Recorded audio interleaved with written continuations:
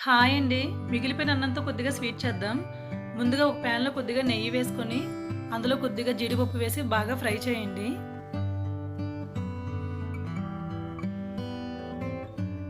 అది బాగా ఫ్రై అయిన తర్వాత అందులోనే కొద్దిగా కిస్మిస్ వేసి బాగా ఫ్రై చేయండి. ఫ్రై అయిన తర్వాత సెపరేట్‌గా ఒక బౌల్‌లో తీసి పక్కన పెట్టుకోండి.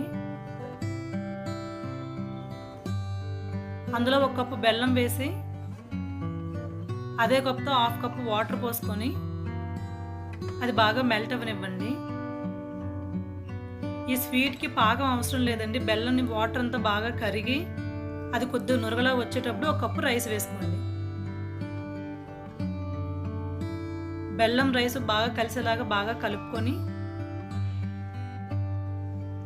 హాఫ్ టీ స్పూన్ యాలకుల పొడి, మనం ముందుగా ఫ్రై చేసుకున్న జీడిపప్పు, కిస్మిస్ వేసుకుంటే 5 మినిట్స్‌లో సింపుల్ స్వీట్.